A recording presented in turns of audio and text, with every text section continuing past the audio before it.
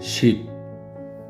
나타샤는 1813년 이른 봄에 결혼해서 1820년에는 이미 세 딸과 간절히 바라던 아들이 있었고 이 아들에게 요즘 모유 수유를 하고 있었다.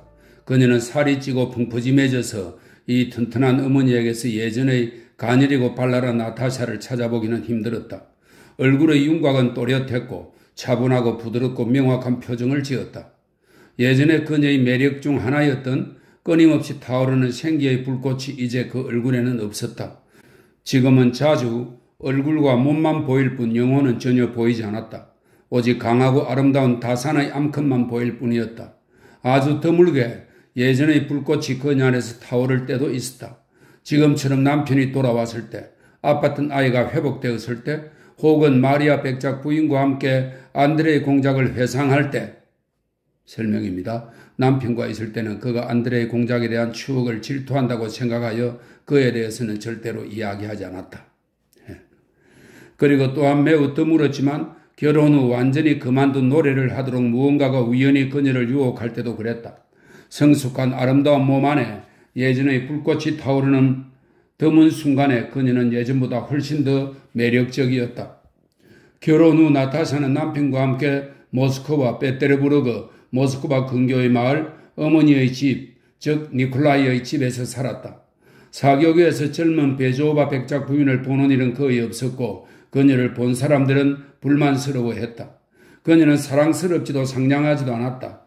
나타샤가 고독을 좋아해서가 아니라 설명입니다. 그녀는 자기가 고독을 좋아하는지 좋아하지 않는지 몰랐다. 심지어 고독을 좋아하지 않는 것처럼 여겨졌다. 나타샤가 고독을 좋아해서가 아니라 아이를 임신하고 출산하여 아이를 키우고 매 순간 남편과 함께 생활하다 보니 사교계를 단념하지 않고는 그 요구를 충족시킬 수가 없었다. 결혼 전의 나타샤를 아는 사람들은 모두 그녀의 변화를 보면서 마치 이상한 무언가를 본 것처럼 매우 놀랐다.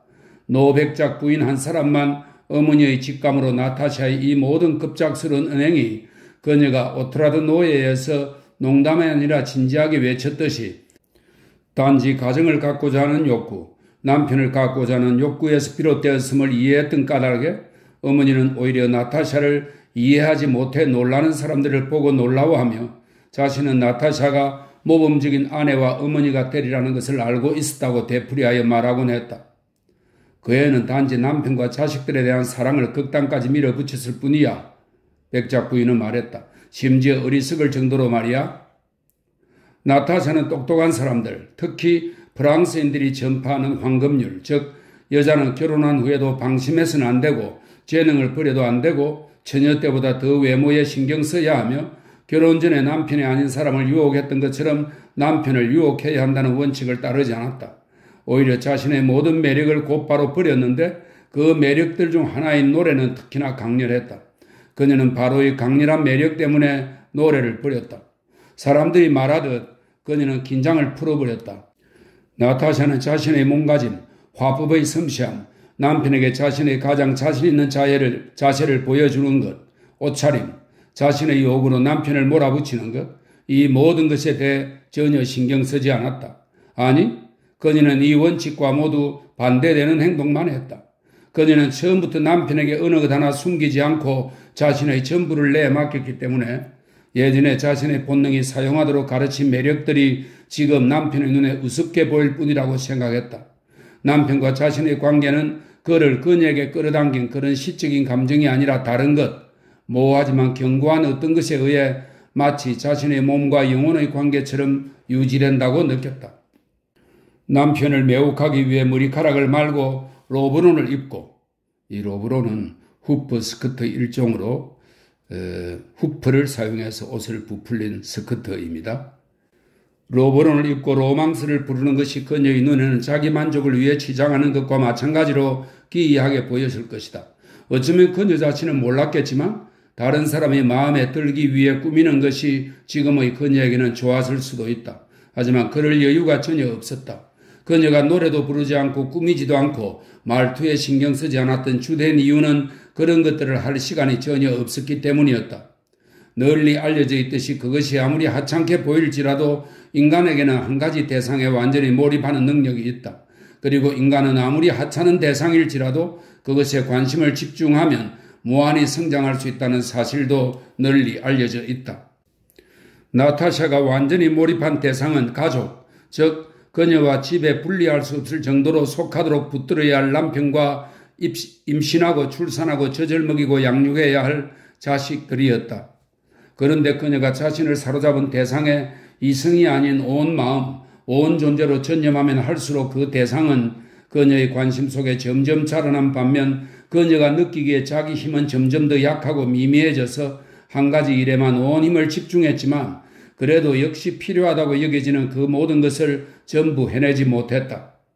여성의 권리, 부부관계, 부부의 자유와 권리에 대한 논의와 고찰은 지금 그렇듯 문제라고 불리지 않았을지라도 그때나 지금이나 똑같았다. 그러나 그런 문제들은 나타샤의 관심을 끌지 못했을 뿐 아니라 결정적으로 그녀는 그 문제들을 전혀 이해하지 못했다. 그 문제들을 가지고 있는 사람들은 오늘날과 마찬가지로 당시에도 결혼해서 가족을 통해 형성되는 온전한 의미가 아닌 부부가 서로에게서 얻는 쾌락, 즉 결혼의 시작 하나만 보는 이들이었다. 이러한 논의와 오늘날의 문제들은 어떻게 하면 식사에서 더 많은 만족을 얻을 수 있느냐의 문제와 비슷한데 식사의 목적을 영양 섭취로, 부부 생활의 목적을 가정으로 생각하는 사람들에게는 오늘날과 마찬가지로 그때에도 문제가 되지 않았다. 식사의 목적이 신체에 영양을 공급하는 것이라면 갑자기 두 끼 식사를 먹은 사람은 더 큰 만족을 얻을 수 있겠지만 위가 두 끼의 식사량을 잘 소화하지 못하므로 식사의 목적을 달성할 수 없다. 만약 결혼의 목적이 가정이라면 많은 아내와 남편을 갖기를 원하는 사람은 그만 큰 만족을 얻을 수는 있겠지만 어떤 경우에도 가정을 가질 수는 없다. 만약 식사의 목적이 영양 섭취이고 결혼의 목적이 가정이라면 위장이 소화할 수 있는 양 이상은 먹지 않고 가정을 위해 필요한 것보다 더 많은 아내와 남편을 갖지 않을 때, 즉 일부 일처일 때만 모든 문제가 해결된다. 나타샤는 남편이 필요했다. 그리고 그녀에게 남편이 주어졌다. 남편은 그녀에게 가족을 주었다. 그래서 그녀는 더 좋은 남편이 필요하다고 생각하지 않았을 뿐 아니라 자신의 모든 힘을 남편과 가족을 돌보는 데 집중했다. 만약 상황이 이렇지 않았다면 어땠을까에 대해서는 상상도 할 수 없었고 그런 상상에는 어떤 흥미도 느끼지 않았다. 나타샤는 대체로 사교계를 좋아하지 않았고 대신 친척들의 모임, 즉 마리아 백작 부인과 오빠와 어머니와 소녀와의 모임을 훨씬 더 소중하게 여겼다. 머리는 헝클어지고 할라트를 입은 그녀가 아이들 방에서 기쁜 얼굴로 큰 보폭으로 걸어나와 초록색 얼룩 대신 노란색 얼룩이 묻은 기저귀를 보여줄 때 이제 아이가 훨씬 좋아졌네 라고 위로의 말을 해주는 사람들과의 교제를 나타샤는 소중히 여겼다. 나타샤는 자신을 너무도 풀어버려서 그녀의 의상, 머리 모양, 때에 맞지 않게 내뱉는 말, 질투가 그녀와 가까운 많은 사람들의 평범한 농담거리가 될 정도였다. 사람들의 공통된 견해에 의하면 피에르는 아내 밑에서 살았고 실제로도 그랬다. 결혼 초부터 나타샤는 자신의 요구를 선언했다.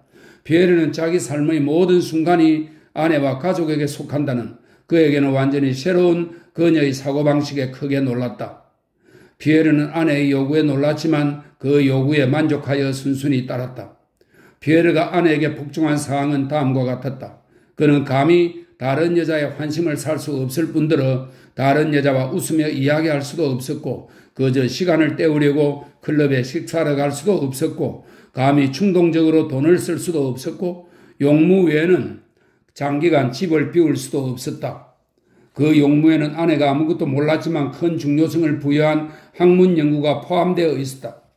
그 대신 피에르는 집에서 자신뿐 아니라 가족 전체도 자기 마음대로 할 수 있는 권한을 가졌다. 나타샤는 집에서 기꺼이 남편의 노예로 살았다. 피에르가 서재에 있을 때, 즉 무언가를 읽거나 쓸 때에는 집안의 모든 사람들이 까치발을 하고 그랬다. 그가 어떤 것을 좋아하는 기색만 보이면 그게 무엇이든 간에 언제나 원하는 대로 실현되었다. 그가 희망하는 바를 표현하기만 하면 나타샤는 곧장 일어나 그것을 해주기 위해 달려갔다. 온 집안이 오직 남편의 명령으로 생각되는 것, 즉 나타샤가 추측하려고 해서는 피에르의 희망들에 의해 지배되었다. 생활방식, 생활장소, 교제, 관계, 나타샤의 일, 자녀의 양육이 피에르가 표현한 의지대로 되었을 뿐 아니라 나타샤는 대화 중 나타나는 피에르의 생각이 무엇으로 귀결될지 추측하려 애썼다. 그리고 그녀는 피에르가 원하는 것의 본질이 무엇인지 정확히 알아채고 일단 본질을 파악하면 일단 자신이 선택한 것을 확고하게 지키려 했다. 피에르가 그 자신이 원한 것을 바꾸려 하면 그녀는 피에르의 무기로 맞서 싸웠다. 예를 들어 피에르와 나타샤의 기억에 평생 남을 그 괴로운 시기, 즉 나타샤가 몸이 약한 첫 아기를 낳은 후 유모를 3번이나 바꾸어야만 해서 절망한 나머지 병이 난 시기의 어느 날 피에르는 그녀에게 자신이 전적으로 동감하는 루소의 사상을, 즉 유모를 쓰는 것이 부자연스럽고 해롭다는 사상을 전했다. 다음 아이가 태어났을 때 어머니와 의사들 그리고 남편까지도 그녀의 모유 수유에 대해 마치 전례 없는 해로운 일인 양 반대했지만 나타샤는 자신의 견해를 고수하여 그 후로 모든 아이들에게 자기 젖을 물렸다. 매우 자주 격분하는 순간에 부부는 한참 동안 말싸움을 했지만 부부싸움을 하고 나서 피에르는 아내가 반대하여 다투기까지 했던 자신의 생각을 그녀의 말뿐만 아니라 행동에서도 발견하면서 기쁨과 놀라움을 느꼈다. 그는 똑같은 생각을 발견했을 뿐 아니라 그녀의 표현에서 열정과 논쟁이 불러일으킨 쓸데없는 모든 것들이 사라졌음을 깨닫기도 했다. 7년의 결혼생활 후 피에르는 자신이 나쁜 인간이 아님을 기쁘게 자각했는데 아내에게 반영된 자신을 보았기 때문이다. 그는 자기 안에서 선한 것과 악한 것이 온통 뒤섞여 하나가 다른 하나를 탁하게 만드는 것을 느꼈다. 그러나 아내에게는 진실로 선한 것만 반영되어 있었다. 전혀 선하지 않은 것은 전부 다 버려졌다. 그리고 그러한 반영은 논리적 사유가 아닌 다른 것, 즉 신비하고 직접적인 반영에 의해 생겨났다. 11. 2달 전부터 로스토프가의 손님으로 와 있던 피에르는 펴도르 공작으로부터 베테르부르크로 와서 피에르가 주요 설립자들 중 하나로 있는 어느 협회 회원들이 몰두하고 있는 문제를 함께 논의하자는 내용의 편지를 받았다. 나타샤는 이제까지 남편에게 온 모든 편지를 읽었듯 그 편지도 읽었고 남편의 부재로 인해 자신이 겪게 될 온갖 어려움에도 불구하고 그에게 베테르부르크로 가라며 직접 권유했다. 그녀는 남편의 지적이고 추상적인 일을 이해하지 못했지만 그 모든 일에 크나큰 중요성을 부여했기 때문에 자신이 남편의 일을 방해할까 봐 늘 두려웠다. 편지를 읽은 피에르가 머뭇거리면서 무엇인가 질문하고 싶은 듯한 눈길을 던지자 그녀는 그 눈길에 대한 대답으로 베테르부르크에 다녀오되 돌아올 시기를 정해달라고 요청했다. 그리하여 4주의 휴가가 주어졌다. 2주 전 피에르의 휴가가 끝난 후부터 나타샤는 끊임없는 두려움과 슬픔, 초조함에 휩싸였다. 이 지난 2주 동안 현 정치에 불만을 느끼는 퇴역 장군 데니소프가 방문했는데 그는 한때 사랑했던 사람의 전혀 다른 초상화를 보던 놀라움과 슬픔이 어린 눈길로 나타샤를 바라보았다. 우울하고 무료한 시선, 엉뚱한 대답, 아이 방에 대한 이야기가 예전의 매혹적인 마법사 아가씨에게서 그가 보고 들은 전부였다. 나타샤는 이 시기 내내 침울하고 초조해했는데 특히 어머니와 오빠 또는 마리아 백작 부인이 그녀를 위로하면서 피에르를 감싸기 위해 그가 늦은 이유를 찾아내려고 애쓸 때 더욱 그랬다. 전부 바보 같은 말이에요. 다 쓸데없다고요. 나타샤가 말했다. 그가 하는 생각들은 아무 쓸모도 없고 그 협회들도 바보 같아요. 그녀는 자신이 매우 중요하다고 굳게 믿었던 것들에 대해 이렇게 말했다. 그런 다음에는 외아들 페테아에게 젖을 먹이러 아이 방으로 가버리곤 했다. 생후 3개월밖에 안 된 작은 존재를 가슴에 안고 그 오물거리는 입의 움직임과 작은 코의 숨소리를 느낄 때 이야기만큼 그녀에게 위로가 되는 현명한 말을 해줄 사람은 아무도 없었다. 그 존재는 이렇게 말하고 있었다. 너 화가 났구나. 질투하고 있어. 그에게 복수하고 싶지만 두려워하고 있어. 그런데 내가 바로 그 사람이야. 내가 그 사람이야. 그러고 나면 대답할 말이 없었다. 그것은 진실 이상이었다. 그 불안한 2주 동안 나타샤가 안정을 찾으러 아이에게 너무도 자주 달려가 너무도 부산을 뜨는 바람에 아이는 젖을 너무 많이 먹어 병이 나고 말았다. 나타샤는 아이가 아픈 것에 두려움을 느꼈지만 한편으로 그것이 그녀에게는 도움이 되었다. 아이를 간호하면서 남편에 대한 불안감을 좀 더 쉽게 참을 수 있었기 때문이다. 마차 승강장에서 피에르의 썰매 소리가 들렸을 때 나타샤는 아이에게 젖을 먹이고 있었고 주인 마님을 기쁘게 하는 법을 잘 아는 보모가 환한 얼굴로 소리 없이 빠르게 방으로 들어왔다.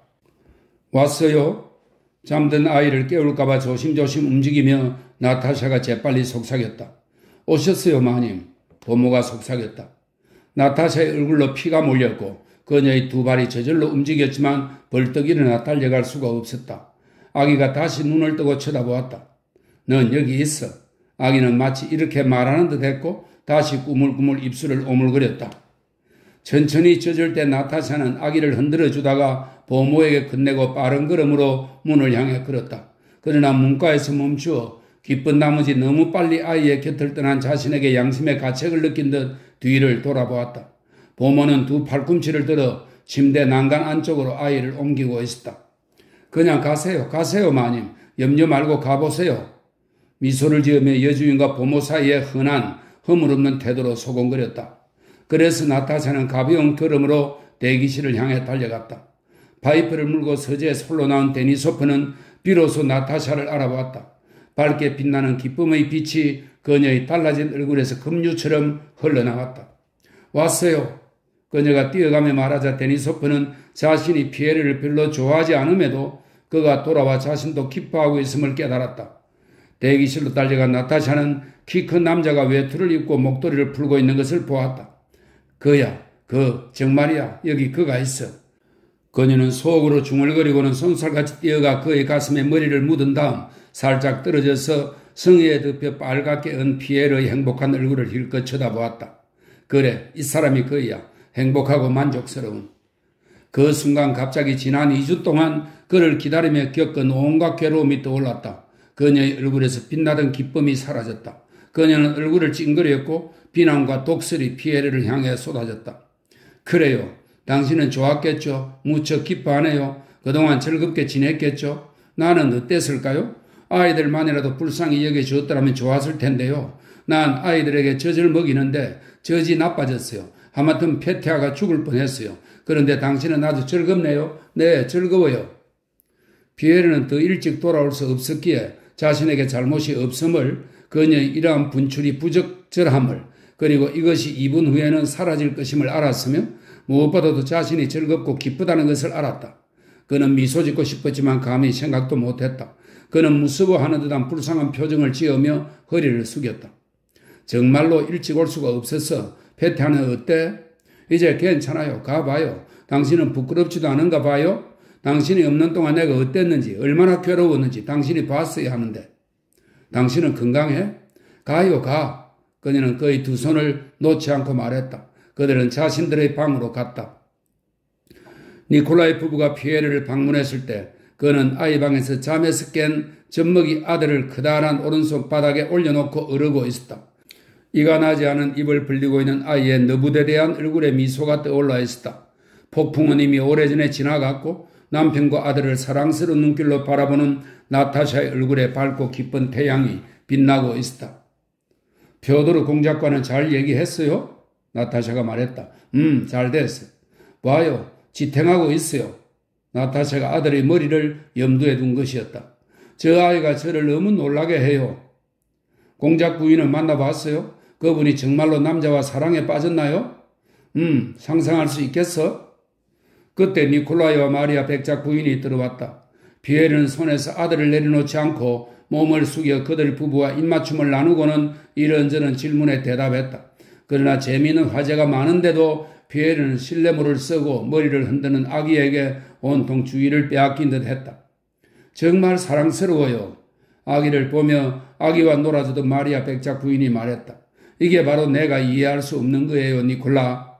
그녀가 남편을 돌아보며 말했다. 어떻게 당신은 이 작은 매혹적인 기적들의 매력을 이해하지 못하는 거죠? 이해가 안 돼. 이해할 수 없어. 니콜라이가 냉담한 시선으로 아이를 보며 말했다. 고기 덩어리야. 가지, 피에르. 중요한 건 이 사람이 정말 자상한 아버지라는 거예요. 마리아 백작 부인이 남편을 변호하며 말했다. 다만 아이가 1살 정도 되었을 때에만. 아니야. 피에르는 아이들을 잘 돌봐. 나타샤가 말했다. 피에르는 자기 손이 아이들 엉덩이에 맞춰 만들어졌다고 말해. 봐. 뭐 그것만은 아니야. 갑자기 웃음을 터뜨리며 피에르는 말했고 아이를 고치 하나 부모에게 건넸다. 12. 현실의 가정들이 저마다 그러하듯 리시의 고리의 집에도 전혀 다른 몇 개의 세계가 공존했고 각 세계는 나름의 개별성을 유지하고 서로 양보하며 조화로운 하나의 전체 속으로 들어갔다. 즐겁든 슬프든 간에 집에서 일어나는 모든 사건은 모든 세계에 동일하게 중요했다. 그러나 개개의 세계에는 다른 세계와 별도로 어떤 사건에 기뻐하거나 슬퍼할 나름의 이유가 있었다. 따라서 피에르가 돌아온 일은 기쁘고 중요한 사건이었으며 모든 이들에게도 그렇게 작용했다. 주인은 말이나 감정 표현이 아닌 행위와 생활 방식으로 판단하기 때문에 주인에 대해 가장 믿을 만한 판단을 내리는 하인들은 피에르가 돌아온 것을 기뻐했는데 피에르가 있을 때에는 백작 역시 날마다의 농사일을 그만두고 더 유쾌하고 친절해지며 모두가 축일에 비싼 선물을 받게 된다는 것을 알았기 때문이다.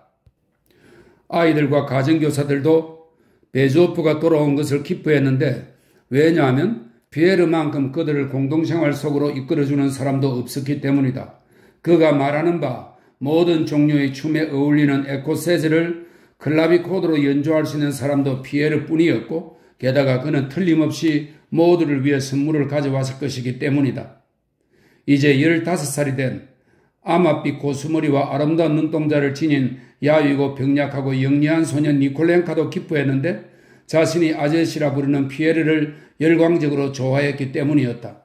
니콜렌카의 마음에 피에르를 향한 특별한 애정을 불어넣은 사람은 아무도 없었고 니콜렌카가 그를 볼 기회는 매우 드물었다. 니콜렌카의 양육인인 마리아 백작 부인은 자신이 그를 사랑하듯 니콜렌카가 자기 남편을 사랑하게 하려고 온 힘을 쏟았고 니콜렌카도 고모부를 사랑했다. 그러나 보일 듯 말 듯한 경멸을 품고 사랑했다. 니콜라이는 피에르를 숭배했다. 그는 니콜라이 고모부처럼 경기병이나 게오르기 훈장을 받은 사람이 아니라 피에르처럼 지혜롭고 선량한 학자가 되고 싶었다. 피에르와 함께 있을 때면 그의 얼굴은 언제나 기쁨으로 환해졌고 그가 말을 걸면 얼굴이 빨개지면서 숨을 헐떡였다. 그는 피에르의 말을 한마디도 놓치지 않고 나중에 데살과 함께 혹은 혼자서 피에르가 한 말을 하나하나 떠올리며 그 의미를 생각하곤 했다. 피에르의 과거 삶, 1812년까지의 불행. 니콜렌카는 피에르에게서 이야기를 듣고 그것에 대해 막연하게나마 시적인 상을 그려냈다. 모스크바에서의 모험, 포로 생활, 플라톤 카라타예프. 니콜렌카는 피에르에게서 그에 대한 이야기를 들었다. 그리고 나타샤에 대한 사랑, 그리고 무엇보다 자신은 기억하지 못하는 피에르와 아버지의 우정, 이 모든 것들이 니콜렌카로 하여금 피에르를 영웅이자 성자로 만들게 했다. 아버지와 나타샤에 대한 단편적인 이야기, 고인을 말할 때 피에르가 보여주는 흥분, 아버지에 관해 말할 때 나타샤의 신중하면서 경건하고 부드러운 태도에서 이제 막 사랑에 눈뜨기 시작한 소녀는 아버지가 나타샤를 사랑했고 죽어가면서 그녀를 친구에게 유언으로 맡겼다고 상상했다. 기억나지 않은 아버지가 소년에겐 상상할 수도 없는 존재, 가슴을 두근거리지 않고 슬픔과 환희의 눈물 없이는 떠올릴 수 없는 신처럼 느껴졌다. 그래서 소년은 피에르가 돌아온 것에 행복해했다. 손님들도 피에르가 돌아온 것을 기뻐했는데 피에르는 어떤 모임이든 그 자리에 언제나 활기를 불어넣고 사람들을 융화시키는 사람이기 때문이었다. 아내는 말할 것도 없이 집안 어른들도 그가 있으면 더 편하고 평온하게 지낼 수 있어 친구가 돌아온 것을 기뻐했다.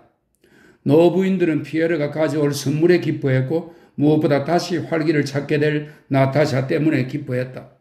피에르는 자신에 대한 이 다양한 세계의 다양한 시각들을 깨닫고 기대하는 바를 서둘러 세계에 전했다.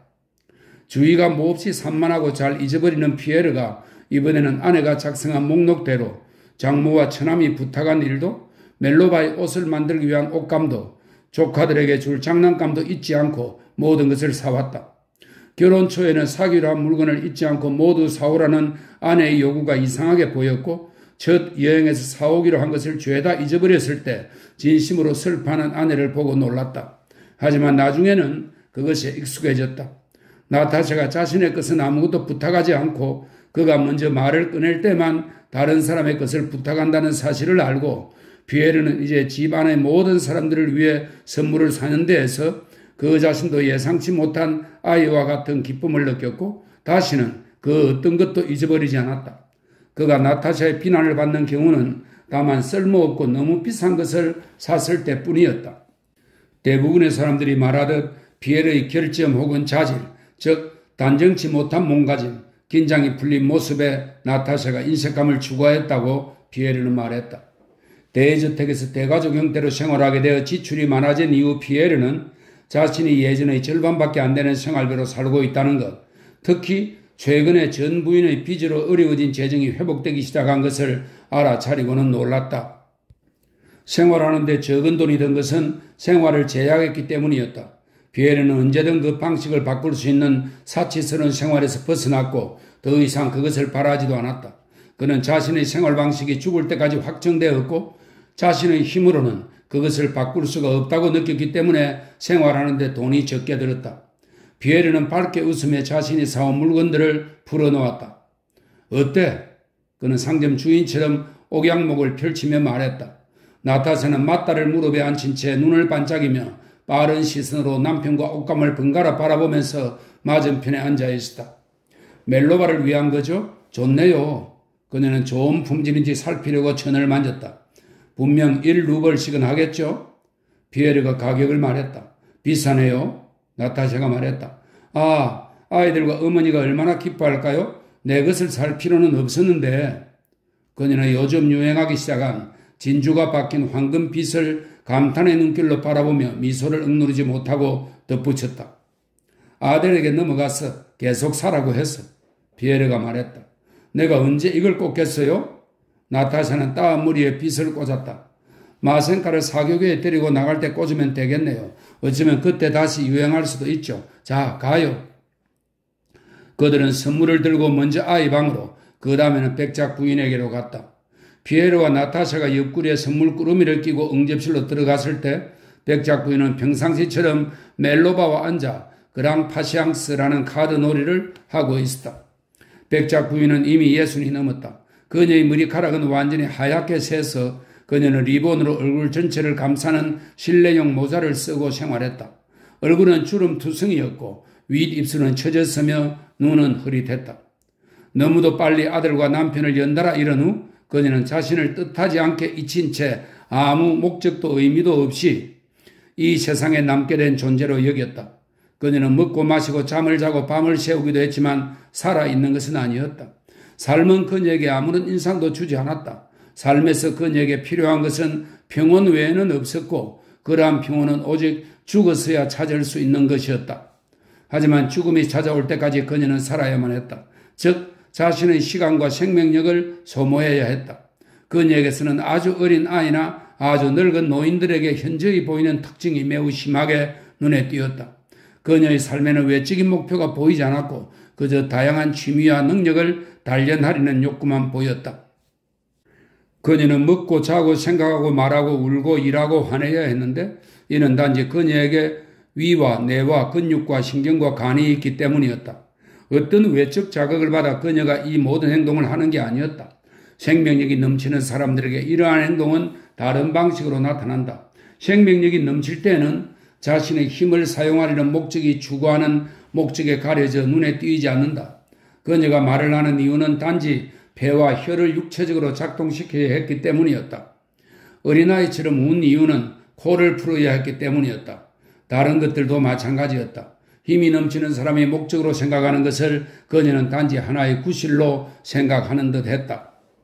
그래서 아침마다 특히 전날 무언가 기름진 것을 먹은 경우에는 그녀는 화를 내고 싶은 욕구를 느꼈고 그럴 때는 멜로바의 귀가 어둡다는 점을 이용하여 가장 가까이 있는 그녀에게 쏟아냈다. 그녀는 방의 맞은편 끝에서 멜로바에게 조용히 이야기하기 시작했다. 오늘은 좀 더 따뜻한 것 같네요? 그녀는 속삭이듯 말했다. 그리고 멜로바가 네 왔죠 라고 대답하면 그녀는 화를 내며 세상에나 어쩌면 저렇게 귀도 어둡고 멍청할까? 라고 화를 내며 투덜거렸다. 또 다른 구실은 코담배로 그녀에게는 코담배가 건조하거나 눅눅하거나 잘 안 갈린 듯이 느껴졌다. 그녀가 이렇게 짜증을 내고 나면 얼굴에 담즙이 퍼졌고 따라서 그녀의 하녀들은 이러한 징후를 보고 언제 다시 멜로바의 귀가 어두워질지 언제 다시 담배가 눅눅해질지 언제 얼굴이 노랗게 변할지 알았다. 그녀는 담즙을 일하게 해야 하는 것과 마찬가지로 이따금 남은 사고 능력도 일을 시켜야 했고 이를 위한 구실이 파이앙스였다. 울 필요가 있을 때 그녀의 구실은 고인이 된 백작이었다. 걱정해야 할 필요가 있을 때 그때의 구실은 니콜라이와 그의 건강이었다. 독서를 쏟을 필요가 있을 때 그때의 구실은 마리아 백작 부인이었다. 발성기관을 연습시킬 필요가 있을 때 그때의 구실은 똑같은 이야기들을 똑같은 사람들에게 말하는 것이었다. 비록 어느 누구도 그것을 말하지 않았지만 집안의 모든 사람들이 노 부인의 이런 상태를 알았고 모두들 그녀의 이런 욕구를 충족시켜 주기 위해 할 수 있는 한 온갖 노력을 했다. 오직 니콜라이, 피에르, 나타샤, 마리아가 드물게 주고받는 시선과 희미한 슬픈 미소를 통해 그녀의 상태에 대해 서로가 이해하고 있음을 알 수 있었다. 하지만 그 시선들은 그 밖에도 다른 것들을 말하고 있었다.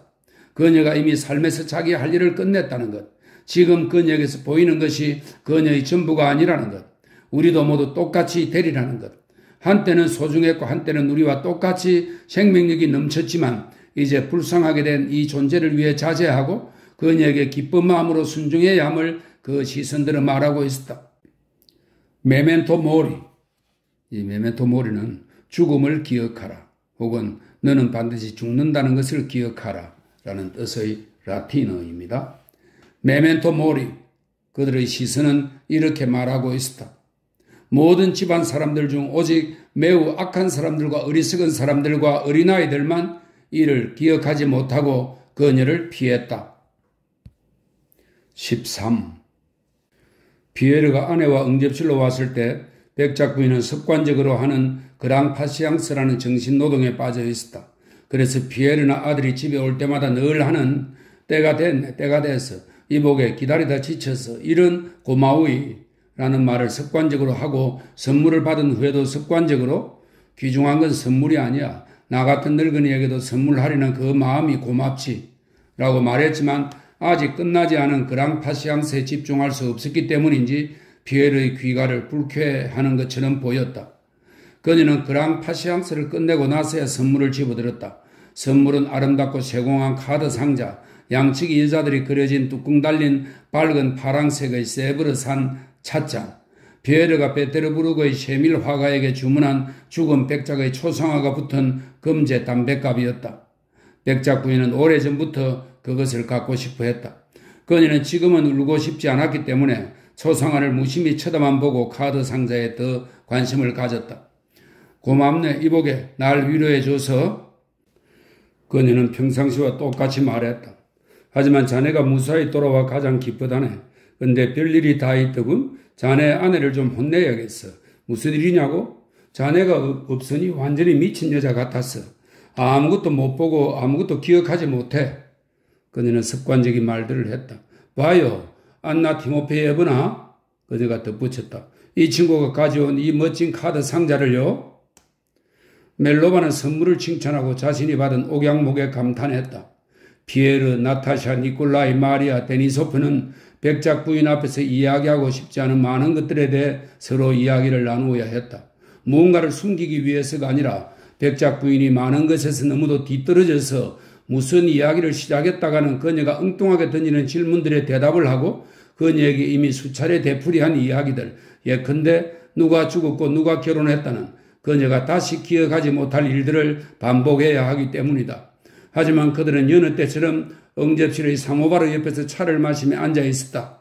피에르는 백작 부인 자신에게도 쓸모없고 아무도 관심이 없는 그녀의 여러 질문에 대답하며 바실리 공작이 늙었다. 마리아 알렉세예브나 백작 부인이 안부를 전해달라고 했고 그녀는 잘 기억하고 있다 등등의 이야기를 했다.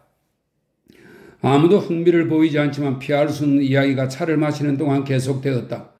둥근 테이블과 사모바르 주위에는 가족의 성인 구성원들 모두가 차를 마시기 위해 모였고 소냐는 사모바르 옆에 앉아 있었다. 아이들과 가정교사들은 이미 차를 다 마신 상태였고 소파가 있는 옆방에서 그들의 목소리가 들려왔다. 모두가 테이블 앞 평소 앉는 자리에 앉았다. 니콜라이는 베치카 옆의 작은 테이블 앞에 앉았고 그에게 차가 전달되었다. 첫 번째 밀카의 딸인 얼굴털이 하얗게 새고 흰 털과 대조되어 또렷이 보이는 커다란 그물 눈을 가진 늙은 보르조이 개 밀카는 그 옆 안락의자 위에 누워 있었다. 곱슬거리는 머리에 콧수염과 구레나룻이 이미 반백이 된 데니소프는 장군용 프로코트의 단추를 푼 채 마리아 백작 부인 옆에 앉아 있었다. 피에르는 아내와 노백작 부인 사이에 앉아 있었다. 그는 자신이 알기에 노부인이 흥미를 가질 만하고 이해할 만한 것을 이야기하고 있었다.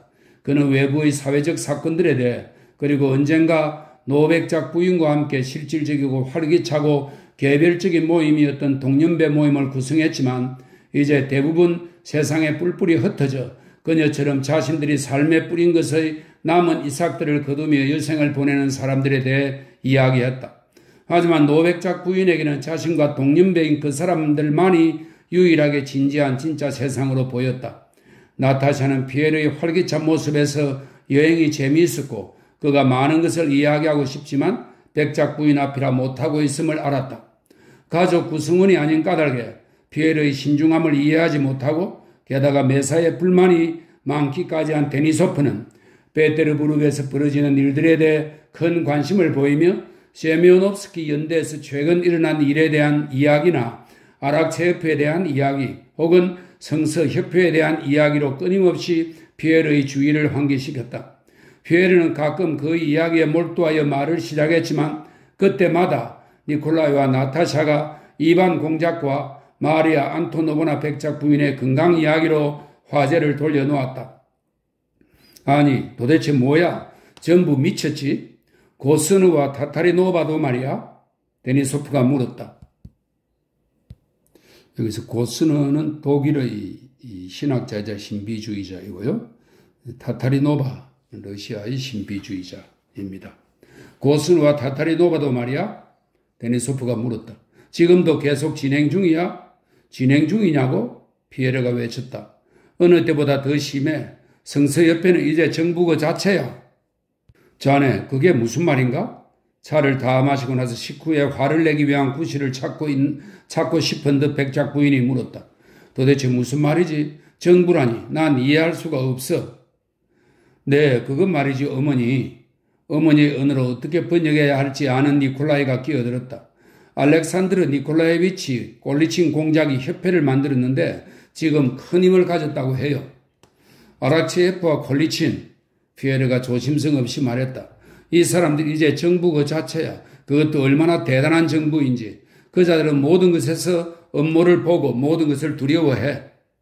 아니, 알렉산드르 니콜라예비치 공작 같은 분이 무슨 잘못을 했다는 거지? 그분은 매우 존경할 만한 분이네. 난 전에 마리아 안토노브나의 집에서 종종 그분을 만났어. 백작 부인이 노여워하며 말했고 아무도 대꾸하지 않자 더욱 화를 내며 말을 이어갔다. 요즘 사람들은 아무나 비난하는구나. 복음협회가 대체 왜 나쁜 거지? 그러고는 자리에서 일어나 엄격한 얼굴로 소파가 있는 방의 자기 테이블로 유영하듯 걸어갔다. 정체된 듯한 슬픈 침묵이 흐르는 동안 옆방에서 아이들의 웃음소리와 목소리가 들려왔다. 아이들 사이에서 무언가 즐거운 소동이 일어났음이 분명했다. 다 됐어. 다 됐어. 어린 나타샤의 즐거운 외침이 다른 아이들의 목소리들 가운데서도 뚜렷이 들렸다. 피에르는 마리아 백작 부인과 니콜라이와 눈짓을 주고받으며 행복한 미소를 지었다. 놀랄 만큼 아름다운 음악이야. 그가 말했다. 안나 마크로노보나가 긴 양말을 다 떴어요. 마리아 백작 부인이 말했다. 오, 보러 가야겠네. 피에르가 벌떡 일어서며 말했다. 그런데 말이지. 그가 문가에 멈춰 서서 말했다. 내가 왜 이 음악을 특히 좋아하는지 알아? 전부 괜찮다는 사실을 내게 가장 먼저 알려주는 것이 바로 저 아이들이기 때문이야. 오늘 집으로 오는데 집이 가까워질수록 두려움이 커지더군. 그런데 대기실에 들어서자마자 무언가에 크게 웃는 안드류사의 웃음소리가 들렸어. 그래, 저 소리는 곧 모두 괜찮다는 뜻이구나. 알아. 나도 그 느낌을 알아. 니콜라이가 확인하듯 말했다. 그런데 난 갈 수 없어. 긴 양말은 날 위한 깜짝 선물이 틀림없으니까. 피에르가 아이 방으로 들어가자 웃음소리와 고함소리가 한층 커졌다. 자, 안나 마카로브나. 피에르의 목소리가 들렸다. 여기 가운데로 오세요. 그리고 내가 하나 둘 구령을 붙인 다음 셋이라고 말하면 너는 여기에서 너는 내가 안으마. 자, 하나 둘. 피에르의 목소리가 들렸다. 침묵이 흘렀다. 셋. 그러자 방에서 아이들의 환희에 찬 단성 소리가 울려 퍼졌다. 두 개다, 두 개야. 아이들이 소리쳤다. 그것은 안나 마크로보나가 자기만의 비법을 사용해 떡의 바늘로 한 번 했던 두 개의 양말이었는데 그녀는 긴 양말을 다 떨고 나면 언제나 아이들 앞에서 양말 한 짝 속에서 다른 한 짝을 엄숙히 꺼내 보였던 것이다.